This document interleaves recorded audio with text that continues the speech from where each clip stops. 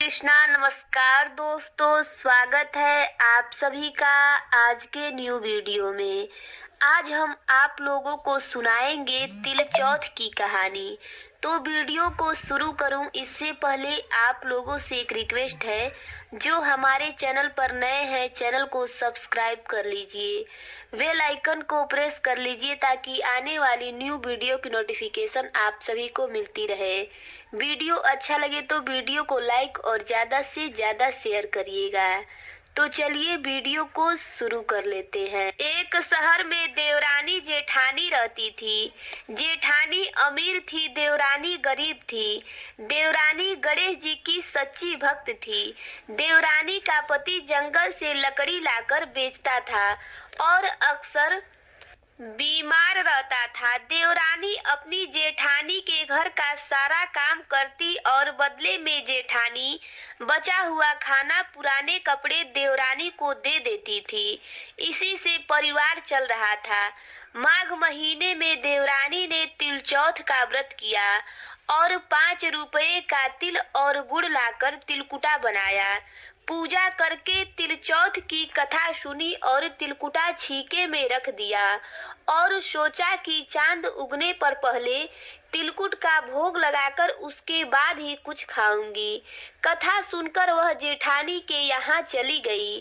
खाना बनाकर जेठानी के बच्चों से खाना खाने को कहा तो बच्चे बोले, माँ ने व्रत किया है और माँ भूखी है, जब माँ खाना खाएगी तब हम खाना खाएंगे।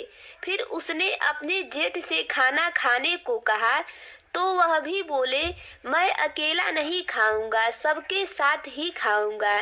जेठानी ने देवरानी से कहा, आज तो घर में अभी तक किसी ने खाना नहीं खाया, मैं तुम्हें पहले खाना कैसे दे दूं? तुम कल सुबह जल्दी ही बचा हुआ खाना ले जाना। देवरानी के घर पति और बच्चे सभी आस लगाए बैठे थे कि आज तो त्योहार है, माँ आएगी तो पकवान आदि खाने को मिलेंगे। परंतु जब बच्चों को पता चला कि आज तो सूखी रोटी भी मिलेगी नहीं, तो बच्चे रोने लगे। उसके पति को बहुत गुस्सा आया। कहने लगा कि सारा दिन काम करने पर 2 रोटी भी नहीं ला सकती, तो काम करने का क्या फायदा। ऐसा कहकर गुस्से में उसने अपनी पत्नी को कपड़ा धोने के डंडे से मारा। डंडा टूट गया तो उसे पट्टे से मारा। वो बेचारी गणेश जी महाराज को याद करती हुई रोती रोती पानी पीकर सो गई।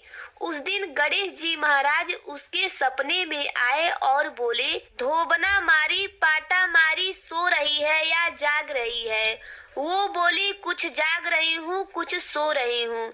तब गणेश जी बोले, मुझे भूख लगी है, कुछ खाने को दो। तब वह बोली, क्या दूं? मेरे घर में तो अन्न का एक दाना भी नहीं है। थोड़ा सा पूजा का तिलकुटा छीके में पड़ा है, आप वो खा लो। तिलकुटा खाकर गणेश जी बोले, धोबना मारी पाटा मारी निपटाई लगी है, कहाँ निपटू? वो बोली, ये बड़ा घर है, जहाँ इच्छा हो वहाँ निपट लो। फिर गणेश जी बोले, अब कहाँ पोंछू? तो वह गुस्से में बोली, कब से तंग कर रहे हो, मेरे सर पर पोंछ दो।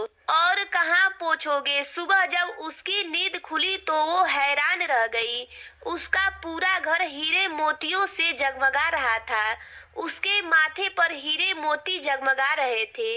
उस दिन वो जेठानी के यहाँ काम करने नहीं गई। काफी देर राह देखने के बाद जेठानी ने अपने बच्चों को चाची को बुलाने को भेजा। उसने सोचा कि कल खाना नहीं दिया, इसीलिए देवरानी बुरा मान गई है। बच्चे बुलाने गए और बोले, चाची चाची चलो, माँ ने बुलाया है, सारा काम पड़ा है। तब देवरानी बोली, बेटा बहुत दिन तुम्हारी माँ के घर काम कर लिया, अब तुम अपनी माँ को मेरे यहाँ काम करने भेज दो। बच्चों ने घर जाकर अपनी माँ को सारी बात बताई कि चाची का घर हीरे मोतियों से जगमगा रहा है। जेठानी दौड़ती हुई देवरानी के घर पहुंची और बोली, ये सब कैसे हुआ? देवरानी ने गणेश जी महाराज की सारी लीला जेठानी को बता दी। घर लौटकर जेठानी अपने पति से बोली, आप मुझे धोबने और पाटे से मारो। उसका पति बोला, अरे भली मानस, मैंने तो आज तक कभी तुम्हें नहीं मारा, अब मैं तुम्हें कैसे मार सकता हूँ। लेकिन वो नहीं मानी और जिद करने लगी। मजबूरन उसके पति ने उसे खूब मारा। जेठानी ने खूब सारा घी डालकर चूरमा बनाया और छीके में रखकर सो गई। रात को चौथ विनायक जी सपने में आए और बोले, भूख लगी है, क्या खाऊं। जेठानी बोली, गणेश जी महाराज, देवरानी के यहाँ तो आपने सूखा तिलकुटा खाया था, मैंने तो मेवे और देसी घी डालकर चूरमा बनाया है, छीके में रखा है, खा लीजिए। अब गणेश जी बोले, कहाँ निपटू। जेठानी बोली, उसके यहाँ तो टूटी फूटी झोपड़ी थी, मेरे यहाँ तो महल है, जहाँ चाहे निपट ले। अब गणेश जी पूछते हैं, कहाँ पोछूं। जेठानी बोली, उसका तो गंदा सा माथा था, मैंने तो चमेली का तेल लगाया है, मेरे माथे पर पोछिए।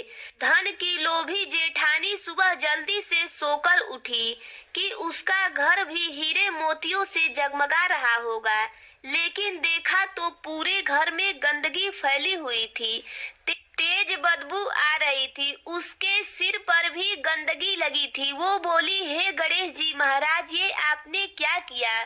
मुझसे रूठे और देवरानी पर टूटे। जेठानी ने सफाई करने की बहुत कोशिश करी, परंतु गंदगी और फैलती गई। जेठानी के पति को जब ये मालूम चला तो वो बहुत ही नाराज हुआ और बोला, तेरे पास सब कुछ था, फिर भी तेरा मन नहीं भरा, देख ये तेरे लालच का नतीजा है।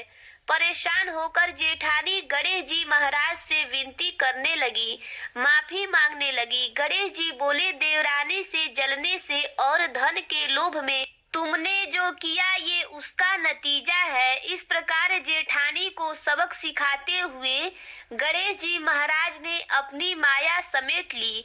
हे गणेश जी महाराज, जैसे देवरानी पर कृपा करी वैसे सब पर करना। कहानी कहने वाले, सुनने वाले और हुकारा भरने वाले सब पर कृपा करना, और जेठानी को जैसी सजा दी वैसी किसी को मत देना। बोलिए गणेश भगवान की जय। वीडियो पसंद आई हो तो चैनल को लाइक करें, शेयर करें एंड सब्सक्राइब करें। बेल आइकन को प्रेस करें जिससे आने वाली प्रत्येक वीडियो की नोटिफिकेशन आपको समय पर मिल सके, और वीडियो को ज़्यादा से ज़्यादा शेयर करें जिससे सभी भक्तजन इस कथा को सुनकर अपने व्रत को पूर्ण कर सकें। राधे राधे हरि भक्तों। कमेंट बॉक्स में गणेश महाराज की जय अवश्य लिखें। राधे राधे।